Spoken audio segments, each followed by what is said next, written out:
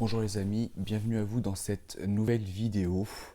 Ce que je voulais vous dire déjà peut-être par rapport à la précédente que j'ai publiée, je m'en étais pas rendu compte mais apparemment le son s'entrecoupait à partir peut-être de la moitié de la vidéo à peu près.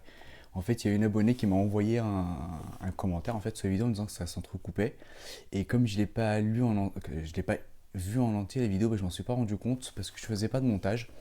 Et pour la petite anecdote, donc ce que je fais, c'est que je regarde juste les 10-15 premières secondes de vidéo. Et donc, je m'entendais normalement, donc ça allait. Puis quand j'ai vu le commentaire, je m'étais dit, je vais re-regarder la vidéo de nouveau.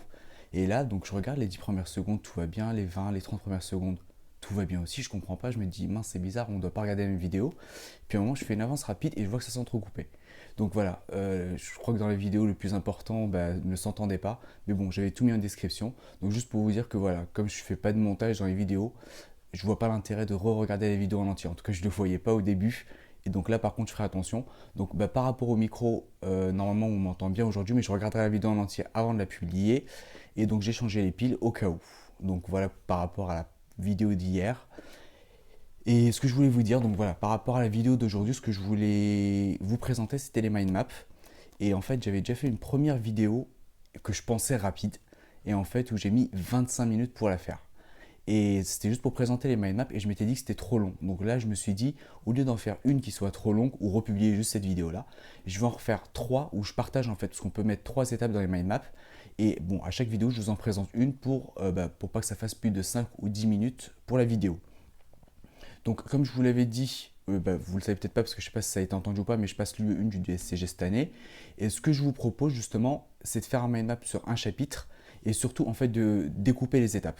En fait, les mind maps, l'idée c'est de se dire, au lieu d'avoir un livre avec des informations divisées dans toutes les pages, on centralise toutes les infos sur une feuille au format paysage. Et l'idée c'est d'avoir à la fois les grands titres des différentes parties et à la fois avoir du détail sur une feuille vraiment qui soit entre guillemets en mode paysage. Là j'ai pas de feuille devant moi mais en gros sur une feuille comme ça vous êtes censé à la fois avoir au milieu le thème du chapitre et avoir des branches qui permettent à la fois de présenter les grandes lignes par rapport au grand titre et aussi les détails une fois que vous les mettez après.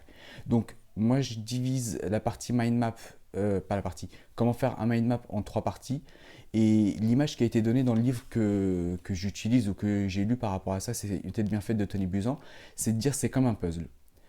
Quand vous avez un puzzle et que vous voulez le monter ou le faire, vous prenez pas la première pièce qui vous vient dans les mains et vous essayez d'en coller une autre avec.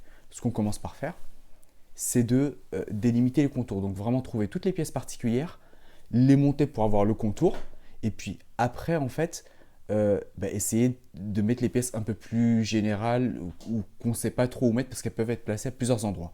Donc pour les mind maps c'est pareil.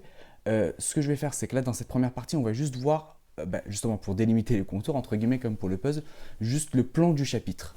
Et pour ça je vais vous montrer à la fois sur mon ordinateur et sur le bouquin. Et donc voilà, pour vous dire que la première étape, en fait, elle est hyper simple, hyper rapide. Et justement, l'objectif, c'est juste de mettre sur une carte, en fait, les titres du plan ou du chapitre pour avoir déjà une idée de la structure. Donc, ce que je vais faire, c'est que je vais vous montrer à la fois dans le livre et sur mon écran comment est-ce qu'on le fait. C'est parti. Donc, en fait, je vais peut-être vous montrer d'abord sur l'écran. En fait, si vous voulez un mind map, c'est ça. C'est un thème central que vous pouvez voir. Là, par exemple, vous mettez le titre du chapitre et vous mettez des branches. L'idée, c'est que les branches les plus importantes, en fait, c'est les grands titres d'abord. Je vais peut-être zoomer un peu, ou plutôt me rapprocher. Et en fait, à la fin, c'est pas à la fin. Et ensuite, vous mettez les sous-titres. Donc, en fait, c'est comme un plan d'un bouquin que vous pouvez avoir ou même de vos cours. C'est que vous avez d'abord les grands titres, qui sont en fait les grands thèmes généraux. Et plus vous créez des sous-branches, plus ça va être des sous-titres ou des titres, en fait, ça va être des grands A, après des petits 1, des petits A, etc. Donc en fait, un mind map, c'est ça. C'est un titre de chapitre. Et les titres après du plan. Et l'objectif, en fait, avec ça, c'est que ça va à la fois vous permettre, je vais y arriver, à la fois vous permettre d'avoir la structure générale du chapitre, mais aussi si vous voulez rentrer dans un détail par rapport à un point, c'est qu'après on verra comment on le complète, mais vous allez avoir le détail sur un point en particulier. Et voilà, l'intérêt, je conseille vraiment de le faire sur un ordinateur, surtout pour comprendre un cours, parce que voilà, c'est hyper flexible, vous pouvez les déplacer comme vous voulez. Peut-être on va faire comme ça par exemple.